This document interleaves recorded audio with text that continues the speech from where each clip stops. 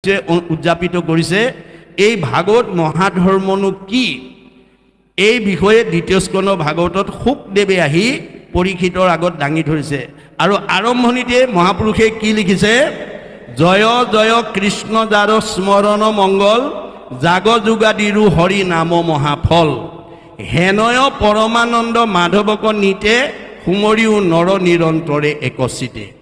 যে আমি যিকোনো কামৰ শুভাৰম্ভ কৰোঁতে আপোনাক সেই কামটো কৰিবলৈ দক্ষতা বা প্ৰতিভাটো যিজনে দিছে সেইজনক স্মৰণ কৰি ল'বলৈ নাপাহৰিব। মনত ৰাখিব দেই, আপুনি যি কামতেই আমি যিকোনো কৰ্মৰ মাজত আমাৰ কিবা এটা কামনা বা বাসনা থাকে।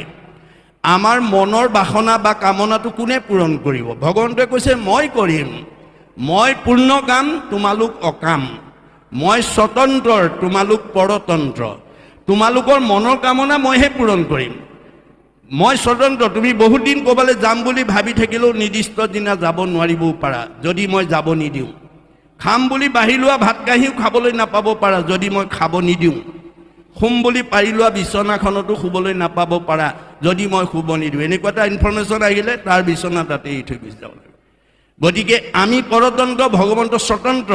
এই কথা জানি সকলো কৰ্মৰ শুভাৰম্ভতে যাতে আমি তেওঁক স্মৰণ কৰি ল'ব পাৰোঁ, তাৰ কাৰণে আপুনি নিজেও সেই আদৰ্শৰে অনুপ্ৰাণিত হ'ব আৰু আপোনাৰ পৰিয়ালক, উঠি অহা প্ৰজন্মক আপুনি সেই নীতি শিক্ষাটো দিব। আমাৰ ভাগৱতে কৈছে, যত ধৰ্ম কৰ্ম কৰা কৃষ্ণত অৰ্পণ, তেবে অপ্ৰয়াসে সিজিবেক প্ৰয়োজন। আপুনি যি কৰ্মকে নকৰক, ল'ৰাটো স্কুললৈ গৈছে, কোনোবা বিদ্যালয় মহাবিদ্যালয়লৈ গৈছে, কোনোবা বিশ্ববিদ্যালয়লৈ গৈছে, কোনোবা চাকৰিলৈ গৈছে, কোনোবা কৰ্মস্থলীলৈ গৈছে, কোনোবা ব্যৱসায়লৈ গৈছে, কোনে ক'লৈ গৈছে সেইটো আপোনালোকে জানিব। কিন্তু ল'ৰাটো স্কুললৈ যোৱাৰ আগতে আপুনি জ্যেষ্ঠজনে কওক, বোপাই তুমি কৃষ্ণ বুলি কৈ যাবা দেই। ককা দেউতা আইতা যদি বহি থাকে, তুমি ককাক সেৱা এটা কৰি যোৱা, আইতাক সেৱা এটা কৰি থৈ যোৱা, দেউতাক সেৱা এটা কৰি থৈ যোৱা। যোনেই জ্যেষ্ঠজন থাকে তেওঁক এটা সেৱা কৰি যাবৰ কাৰণে জ্যেষ্ঠসকলে পৰামৰ্শ দিব। কাৰণ এতিয়া স্বয়ং বৈকুণ্ঠপতি কৃষ্ণ আহি স্কুলত পঢ়ি থকা ল'ৰাটোক আশীৰ্বাদ নিদিয়ে, তুমি পঢ়া শুনাত ভাল হ'ব, তোমাৰ জীৱন মংগল হ'ব বুলি। কোনে দিব? হৰিৰ মূৰ্তিক হৰি ভক্তক দেখিবা, শক্তি অনুৰূপে তাৰ প্ৰীতি আচৰিবা, সমস্ত ভূততে আছে ভগৱান, সেহি ভাবি সবাকো কৰিবা বহুমান। ভগৱন্ত চবতে আছে, কিন্তু মূৰ্তিমন্ত হৈ ভকতত আছে, মূৰ্তিমন্ত হৈ ভকতত আছে। গতিকে যিটো ল'ৰা ছোৱালীয়ে স্কুললৈ যাওঁতে, মহাবিদ্যালয়লৈ যাওঁতে, বিশ্ববিদ্যালয়লৈ যাওঁতে আইতা দেউতা মাক সেৱা কৰি যাব আৰু কৃষ্ণ নাম লৈ যাব, সেইজনৰ পিছত কৃষ্ণ যাব। যিটোজনে যাই নাম উচৰি, তাৰো পাছে পাছে ভ্ৰমন্ত হৰি, বৎসক স্নেহ যেন ধেনু ধাৱে, ভজিও জানি হেন হৰি পাৱে। গাই গৰুজনীয়ে পোৱালিটো যেনেকৈ মুখৰ আগত শিয়াল কুকুৰে কামুৰিব নোৱাৰাকৈ ৰক্ষণাবেক্ষণ দি যায়, কৃষ্ণ নাম উচ্চাৰণ কৰি যোৱাজনক ভগৱন্তই তেনেকৈ ৰক্ষণাবেক্ষণ দিয়ে বুলি ভাগৱতে সিদ্ধান্ত দিছে। একচিত্ত মনে যিটো মহাজনে ফুৰে গুণনাম স্মৰি, তাক ৰক্ষা কৰি ফুৰয় সদায় হাতে কৌমদকী ধৰি। কৌমদকী গদা, গদা মানে নাম, নামে তৰাই দিব আপোনাক। নামে নাতাৰিলে আৰু আনে কোনে তাৰে, অন্য তৰাব নোৱাৰিব। গতিকে এই নীতি শিক্ষাটো আমাক প্ৰথম দিছে যে গুৰুজনে দ্বিতীয় স্কন্ধ ভাগৱত সংকলন কৰিবলৈ যাওঁতে তেওঁ কি কৰিছে, প্ৰথমতে ভগৱন্তক স্মৰণ কৰিছে আৰু আমাক কৈছে, জয় জয় কৃষ্ণ যাৰ স্মৰণ মংগল, যাৰ নামটো স্মৰণ কৰিলেই মংগল আহে।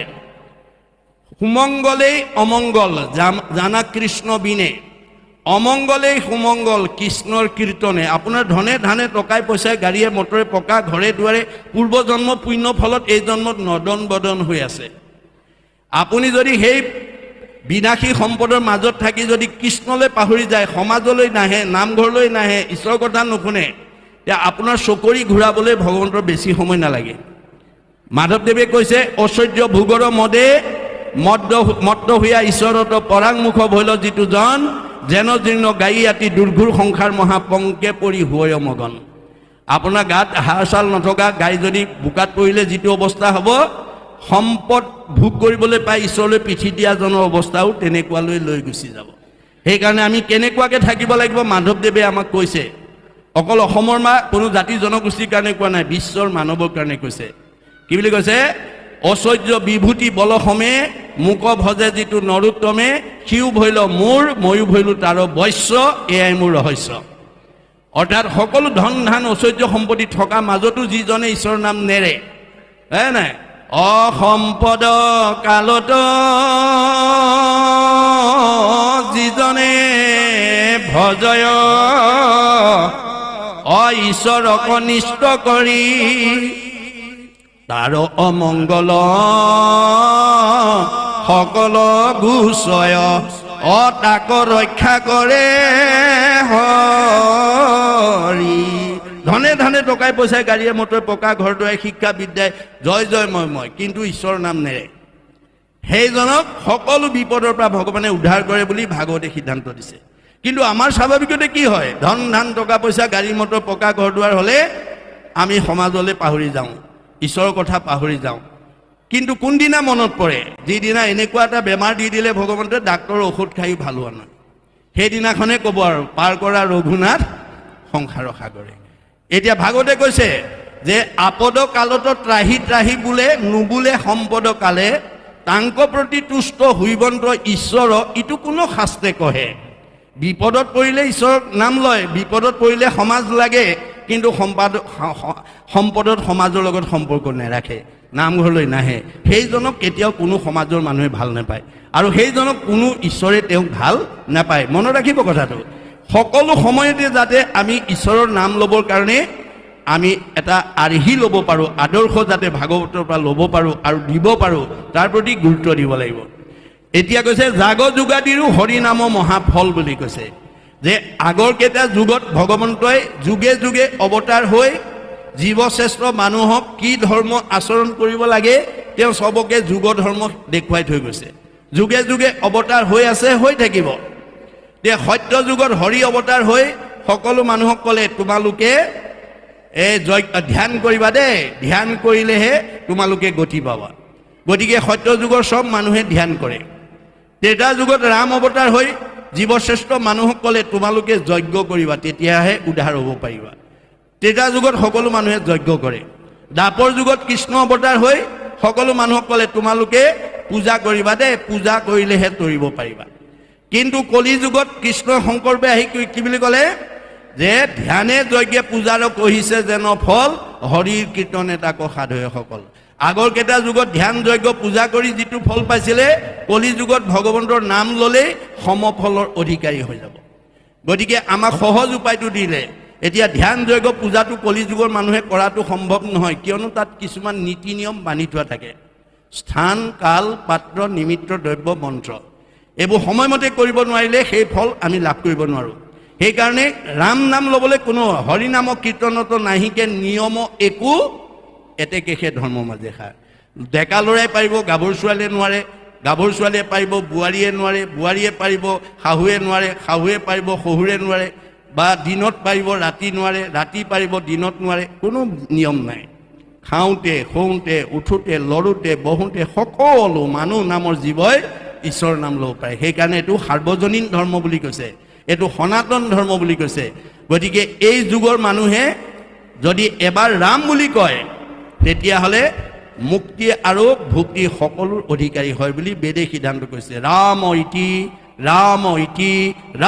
ইতি বদন্তি যে সৰ্বদা তেইসাং ভক্তি চ মুক্তি চ ভৱিষ্যতি না সংশয় কোনো সংশয় কৰিব নালাগে আপুনি ৰাম বুলি ক'বলৈ অভ্যাস কৰক মাত্ৰ ৰাম বুলি ক'বলৈ অভ্যাস কৰক অভ্যাসে এদিন আপোনাক মুক্তি দি দিব বুজি পাইছেনে গতিকে আমি মুক্তি কেতিয়া পাম যাবৰ সময়ত মুখে বোলা ৰাম হৃদয়ে ধৰা ৰূপ এতেকে মুকুতি পাইবা কহিলো স্বৰূপ আমাৰ জীৱশ্ৰেষ্ঠ মানুহ তেতিয়াহে মুকুতি পাব যেতিয়া যাবৰ সময়ত যিটো জীৱই যাবৰ সময়ত ৰাম নাম ল'ব পাৰিব আৰু হৃদয়ত তেওঁৰ ৰূপটো চিন্তা কৰিব পাৰিব তাৰ কাৰণে আমি কি কৰিব লাগিব নিৰ্দিষ্ট বয়সত শৰণ আৰু নিৰ্দিষ্ট বয়সত ভজন ল'ব লাগিব শৰণে নাম দিব ভজনে ৰূপ দিব এতিয়া আমাৰ বহুত মানুহে শৰণ নল'লে নহয় কাৰণে লয় নহ'লে অশৰণীয়া বোৱাৰী হাতে শহু শাহুৱে নেখায় কাৰণে শৰণটো লয় কিন্তু অনুশীলনটো নকৰে ভজন ল'বলৈ ভয় কৰে কিয় এই শৰণ লওঁতে ইমান নিয়ম নীতি মানিব লাগে ভজন ল'লেতো আৰু নিয়ম মানিব লাগিব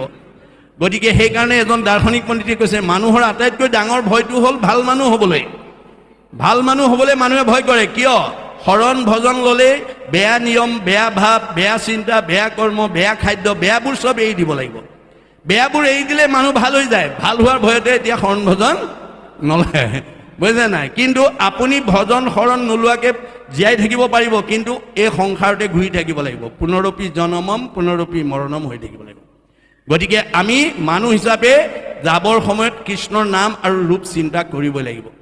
গীতাত কৈছে জং জং অপস্মৰণ ভাৱতে অন্তে কলে পৰম তম তমেই বৈতি কৌন্তেয় সদাতত ভাৱ ভাবিত। সেই কুন্তি ধনঞ্জয় যাবৰ সময়ত যি ভাৱনা লৈ যাবা, ভাৱনাৰ অনুকূল জন্মটো পিছৰ জন্মত ধাৰণ কৰিব লাগিব। শংকৰদেৱে তাকে ভাঙনি কৰিছে ভাগৱতলৈ। মৰিবাৰ বেলা জাক চিন্তি মৰৈ নৰ, উপজিয়া পাৱে পাছে সেহি কলে বৰ। মৰিবৰ সময়ত যি চিন্তা কৰি মৰিব, সেই কলেবৰটো পিছৰ জন্মত ধাৰণ কৰিব। মৰিবৰ সময়ত ঈশ্বৰৰ নাম আৰু ৰূপ ধাৰণ কৰিলে জীৱই পৰম গতি পাব। কিন্তু চতুৰ্থ স্কন্ধ ভাগৱতত পুৰঞ্জন ৰজাই মৰিবৰ সময়ত ঈশ্বৰৰ নাম নলৈ ঘৈণীয়েকৰ নামটো ল'লে। ঈশ্বৰৰ ৰূপটো চিন্তা নকৰি ঘৈণীয়েকৰ ৰূপটো চিন্তা কৰিলে। মুখখন এনেকুৱা, কাণখন এনেকুৱা, নাকটো এনেকুৱা, খুৱাই বুৱাই ইমান দিন ৰাখিছিলোঁ, এতিয়া মই যামগৈ, এওঁকনো কোনে খুৱাব কোনে পিন্ধাব বুলি পঞ্চতংগত। গতিকে পুৰঞ্জনে স্ত্ৰী ৰূপ চিন্তিয়া মনত, স্ত্ৰী হুইয়া উপজিলে ঘোৰ সংসাৰত। মাইকী মানুহৰ চিন্তা কৰি মৰাৰ কাৰণে মাইকী মানুহ হৈ জন্ম ল'ব লগা হ'ল। কাৰোবাৰ যদি সলনি হ'বলৈ মন আছে এইপালি ঔষধ খাব দেই। জ্বৰ ভৰতে হৰিণাৰ চিন্তা কৰি মৰাৰ কাৰণে হৰিণা হ'ব লগা হ'ল। মাধৱদেৱে বিজ্ঞানসন্মত এটা তথ্য আমাক দাঙি ধৰিছে ভক্তি ৰত্নাৱলীত, যে বাঘ পৰুৱাই নিজে পোৱালি নাপাৰে। জীয়া পোক পৰুৱা মকৰা ফৰিং এটা আনি তাৰ বাঁহত সোমাই দিয়ে, যেন বাঘ পৰুৱা ধৰিয়া পোকা যত নামাৰি জীয়ন্তে আনি থয় বাহত। তেওঁৰ বাহত নি সোমাই দিয়ে, দি পেলাই মুখৰ আগত কোনকোনাই থাকে। জীয়া পোক পৰুৱা মকৰা ফৰিংটোৱে সেই মানে কুমাৰণীৰ দেহটোকে দেখি ই এতিয়া মোক মাৰিব, ই এতিয়া মোক খাব, ই এতিয়া মোক বিন্ধিব বুলি ভাবি থাকে। বাঘ পৰুৱাক পোকে চিন্তিয়া ভয়ত, তাহাৰ স্বৰূপ পাই সেহি শৰীৰত।